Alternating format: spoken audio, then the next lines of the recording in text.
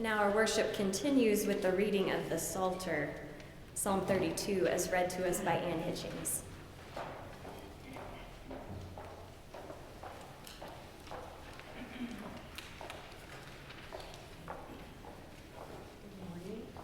Good morning. When I got this sent to me from Miranda, it had a couple of things in it I didn't know, and so being a former teacher, of course, I had to look it up, so maybe you'll learn something today. If you look at Psalm number 32 in your Pew Bible, it's on page 479, it says, of David a mashkil. I didn't know what that meant. I got to say, initially I thought it was David a mashkil. I thought, who was that? But I looked it up, and it means of David, meaning it could have been written by David, is certainly attributed to David. And a mashkil is something to impart wisdom or enlightenment. And throughout the psalm, you'll hear me read the word Selah. And maybe you know what that means. I did not know. And it is interesting that this word is used primarily in Psalms, very few other places in the Bible. And it means to pause and to praise, or to calmly consider. So with that in mind, hear now the word of the Lord, Psalm 32. Happy are those whose transgression is forgiven, whose sin is covered. Happy are those to whom the Lord imputes no iniquity, and in whose spirit there is no deceit. While I kept my silence, my body wasted away through my groaning all day long. For day and night your hand was heavy upon me. My strength was dried up as by the heat of the summer. Selah. Then I acknowledged my sin to you, and I did not hide my iniquity. I said, I will confess my transgressions to the Lord, and you forgave the guilt of my sin. Selah. Therefore, let all who are faithful offer prayer to you. At a time of distress, the rush of mighty waters shall not reach them. You are a hiding place for me. You preserve me from trouble. You surround me with glad cries of deliverance. Selah. I will instruct you and teach you by the way you should go. I will counsel you with my eye upon you. Do not be like a horse or a mule without understanding, whose temper must be curbed with bit and bridle, else it will not stay near you. Many are the torments of the wicked, but steadfast love surrounds those who trust in the Lord. Be glad in the Lord and rejoice, O righteous, and shout for joy, all you upright in heart. This is the word of the Lord. Thanks be to God.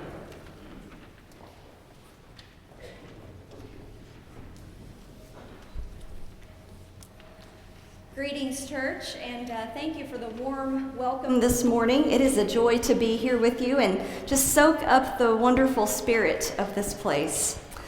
We are going to follow Jesus out into the wilderness this morning, but I know for a church in the middle of a pastoral transition, you feel like you're already in the wilderness, and maybe you don't want to go there any further.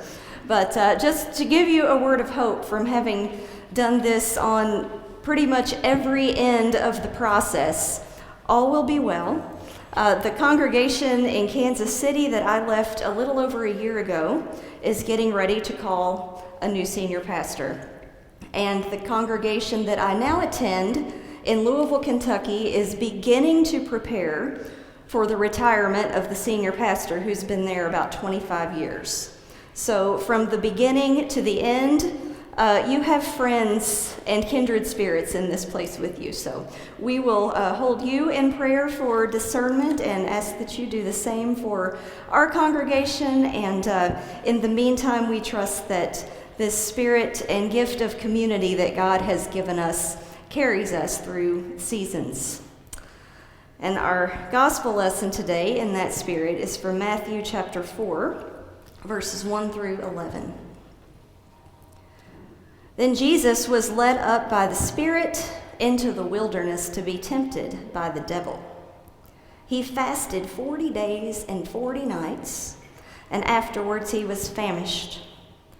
The tempter came and said to him, "If you are the Son of God, command these stones to become loaves of bread."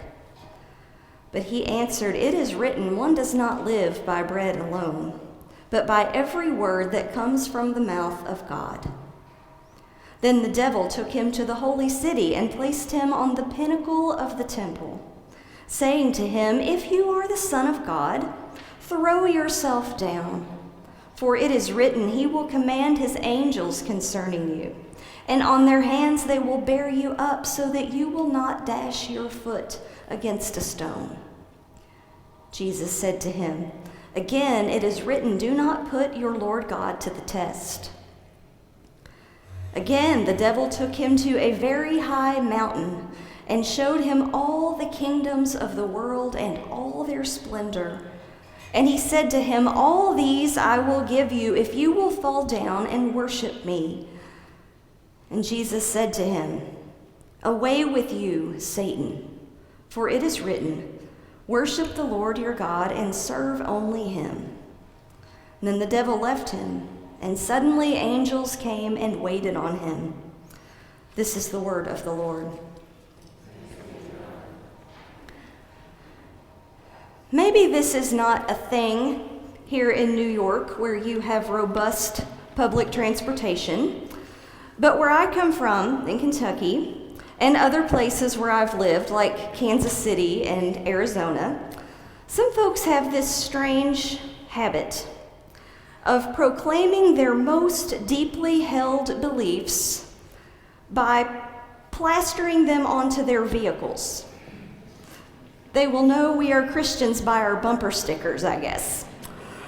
Once when I was in Kansas City, I saw this shiny new red car. I know it was new because it still had the dealer tags on the back, but all around the dealer tags were other tags. And they said things like, "Repent, the end is near," and "Jesus is coming," and "You know not the day or the hour." You get the gist. A general apocalyptic vibe. Now you might be thinking, who would junk up a nice new car with a bunch of bumper stickers? But all I could think, being more theologian than normal person, I guess, all I could think was, if the end is so near, why would you buy a new car? This seems a little counterintuitive. While the irony is laughable, when I turn that critical eye inward, I recognize that maybe I suffer some of the same cognitive dissonance sometimes. Maybe we all do. Maybe we are all tempted to take ourselves out of what is near and now and right in front of us and focus our attention elsewhere. Some far off heaven, or some more immediate escape. Today, on this first Sunday of Lent, we are thinking about temptation. That's such a loaded, churchy word sometimes. Lately, though, I've wondered if the greatest temptation for Christians of our time might have nothing at all to do with the vices we sometimes feel like giving up, like chocolate or alcohol. Maybe it doesn't even have to do with standard issue sin, like lying and greed and adultery. But for most of us, I think our everyday temptations, the ones that are just so close to home and so much harder to avoid, it is simply the lure of escapism. In some extreme cases, maybe that does manifest as a theological escape, where people become so focused on the promise of a future heaven and eternity with God that they miss the call of life on earth, which is to be present to this world and its suffering. But I'd say most of us seek more tangible outlets. We build up comforts and material possessions, or we just stay busy enough to remain distracted from all the ways that God is calling us to be present to the needs of our neighbors. I don't know if there's a bumper sticker for that, but I know I am guilty. Jesus goes to the wilderness to fast and to pray, And the gospel tells us he was there 40 days and 40 nights. That doesn't necessarily mean a literal 40 days in the calendar sense, but it is hyperbole for a very long time. The point is, he has been without food or drink, let's assume for longer than any of us mortals could make it. And now the tempter, as he is sometimes called, has come before him with bread. And I'm assuming not just sliced bread from the grocery store, but hot, crusty, right out of the bakery oven bread. Just a bite, he says, and your hunger will go away. All this emptiness will be filled. This temptation is about more than just food, isn't it? This is an escape hatch, something to fill the void. And for Jesus, it is a tempting away from a present closeness he has sought with God. And more than that, it's a tempting away from the world that he has come to know, to experience, and to heal. And in the same breath, this devil tells Jesus, you can have all the power over all the kingdoms of all the world if you will just worship me, the filler of all emptiness. Worship me, and I can take away not just your current suffering, but I can make sure you never feel any discomfort again, that you never hunger or thirst for anything. But for Jesus, maybe learning to hunger was kind of the point. And there is the temptation that comes calling for most of us, I think, on any given day. Whatever you want to call that particular devil, the pill he carries is the same. An offering to fill every emptiness, a promise to numb every ache, but also to draw us out of the moment, away from the pain and the heartbreak of this world, and into a contrived reality of avoidance. For some of us, maybe that is the comfort of food or alcohol. Maybe it's the distraction of social media or binge streaming TV. Whether it is compulsively spending or obsessively saving, we have endless opportunities to step away from the world we are called to live in and love. And if this is our everyday temptation, then maybe the work of Lent is not about what we give up, but how we show up.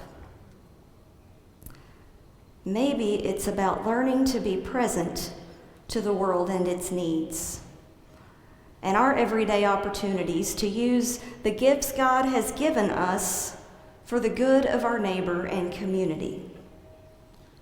Maybe instead of giving something up, we need to neighbor up. You'll say that with me, neighbor up. Neighbor up. That's going to be my call, my bumper sticker for this whole season is neighbor up. This is particularly challenging in this time and in our spaces, because much of our economy is by design all about convenience and, more specifically, brevity of encounter. If you really want to, you can get through a whole day, a week, maybe even longer, without ever having to actually talk to another human person. You can order your coffee from your phone and then go pick it up at the counter. It's sitting there waiting for you. You can do your banking by automated teller. Some of us work remotely. You don't even have to put on real pants some days. You can order your groceries online and go pick them up curbside, or sometimes they'll bring them right to your house. It's magical. You don't have to talk to your cab driver if you don't want to. You don't have to talk to the DoorDash delivery person. You can claim extreme busyness when your friends and family try to call or text and invite you to go do things. And every moment of downtime we spend in public, we can easily escape into that little device in our hands. The whole world at our fingertips. It's frightening, really, how little we rely on each other sometimes, how little we even look at each other some days. And at the same time, the political rhetoric of the moment holds its own minefield of temptation. How easy it is to surround ourselves with like-minded people. There's great comfort in that some days, is there not? To read only the news and the think pieces that confirm what we already believe. And much of that dialogue these days is geared towards making us afraid of those who come from elsewhere. What jobs they might take, what diseases they might bring. Politicians at every turn are working to convince us that the way to protect our own interests and assets is to keep those people out of our country, build higher walls or craft tighter legislation, shoring up a stronghold of safeness. That political segmentation, alongside our cultural isolation, is a dangerous place to live, both for our communities and for our spiritual selves. That's why Jesus says to put that devil behind you, to neighbor up, to show up for another's need in a way that might transform the world, rather than trying to escape from it. So it becomes a great act of spiritual discipline, maybe even an act of resistance, to show up for our neighbors. Neighbors who don't look like us, don't speak our language, neighbors who don't vote like us, don't believe what we do, one way or another, to show up for those who are poor or vulnerable, or those who just aren't from around here. And I was the pastor of a church in the Kansas City suburbs. The anti-refugee measures were beginning to escalate. It was 2016, and several states had drafted new legislation that would make it more difficult for displaced families to settle in the U.S. Of course, 4 years later, what was once difficult has now become almost impossible. And as the church I now attend in Louisville keeps trying to tell our lawmakers, this is not a partisan issue. It's not even a political one. It's a human issue that has been politicized. The church has been called to welcome refugees forever.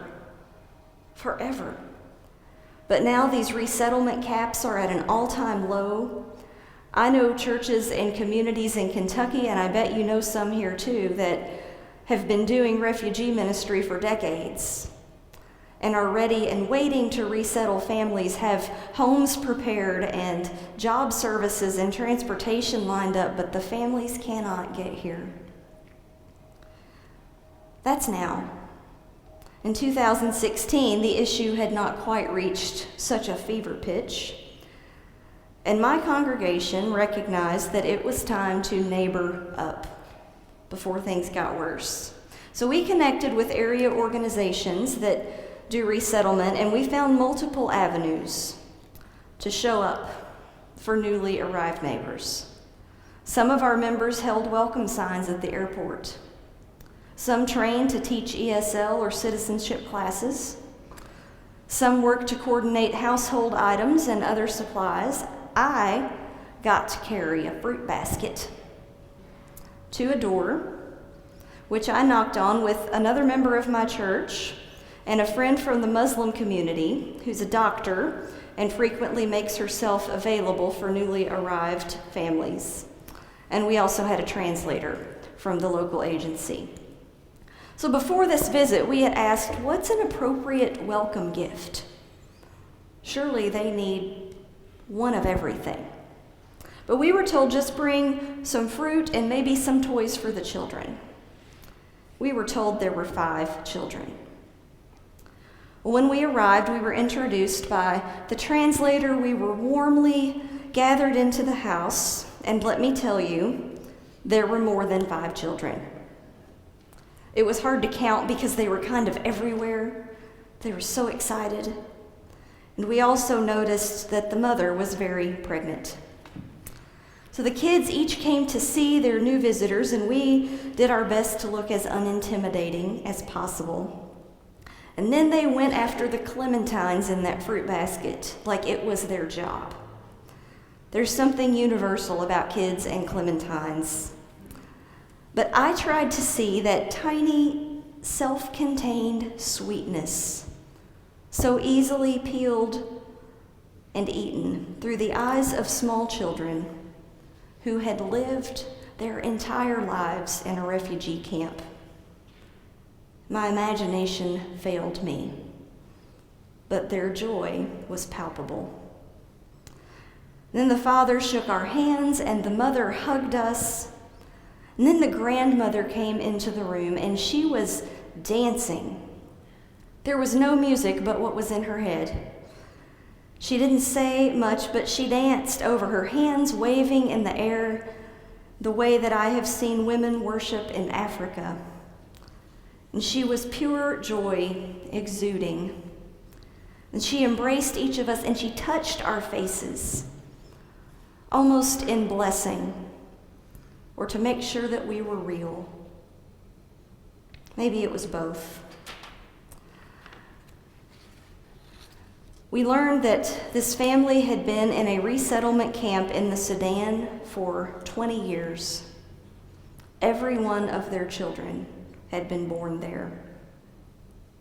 Imagine stepping into such a dramatically different world, from a camp in the Sudan to a neighborhood in Kansas City, where their children would go to school and learn English, would receive vaccinations and new clothes, and learn to ride the bus, learn to navigate this strange new territory for their whole families. This is a world in which you're expected to become utterly self-sufficient in 30 to 90 days with the $1,200 stipend that the government gives to folks on entry. $1,200 and 90 days to figure it out. Some of our leaders would have us believe that such families are latent terrorists, but they are trying to figure out the post office, the school bus, the microwave. We just want to welcome you to our city, said Dr. Khan, our Muslim friend. She told them, we are all friends here. We are here for whatever you need, and we hope you will have a good and happy life here for your family. And it was so clear then that the gifts we brought and the fruit we carried, though appreciated, were not the point. Wasn't even about the new shoes we would bring later once we'd seen that the whole family was in flip-flops from the dollar store. The fact that we had come to the door was everything. That we had neighbored up to show this family they were welcome in a strange new place, that we recognized they had their own gifts to bring that would make our community a better place. Then Thomas, the father, said, people who believe in God have no tribe. You are our family now. We are all the same. The discipline of Lent might be about something you give up, or it can be about how you show up. The world's need can seem overwhelming, from homelessness and hunger in our own communities to a refugee crisis rapidly growing across the world. We are led to feel as though there's nothing any of us can do to change it. It's too big. It's too much. Why bother? That's a lie. And you know what tempter tells us that lie. Or as my folks say down home, the devil's a liar. The devil's a liar. The good news is that when we follow Jesus into the wilderness, open to not filling every hunger, every emptiness, every void where God might do a new thing, we willingly go into that wilderness where our temptation is right in front of us and our comforts are back there behind us somewhere. When we can answer God's invitation to be fully, deeply present to this world and all its suffering, then we have the power to transform it. When we neighbor up, our very presence in someone else's life becomes a living witness to the gospel. And never forget, when Jesus is out there in the wilderness being offered bread and power and safety, all the kingdoms of all the world, when he says no, never forget that Jesus was a refugee too. From almost the very moment he was born, his family had to flee from the empire, to flee for their lives and their safety. And yet he never gave in to the temptation to escape it all. He never referenced some far-off heaven promise as the answer to a neighbor's suffering. He only steps more fully and more deeply into the brokenness and the hurt. And even when the devil offers all the power, the escape hatch of all escape hatches, Jesus still shows up for us, for those in need of healing and restoration. He shows up to learn the world, to know it and touch it and make it something new. He calls us to walk in that way with him, to be people rooted in our time and place, present to all that is happening around us, however painful it might be. Do you know someone who is elderly, disabled, living alone? Neighbor up. Is there a new family of refugees or immigrants in your neighborhood hoping that someone might see them and know their names? Neighbor up. Are people hungry or living on your streets?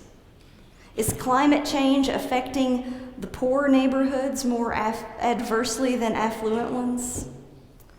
Do our prison and our school systems still tilt in favor of white people and against people of color consistently? If the answer to any or all of those things is yes, then don't turn away. For 40 days, for 40 years, as long as it takes, follow Jesus into that wilderness to transform this wilderness earth we all live in together into the kingdom of heaven itself. Amen.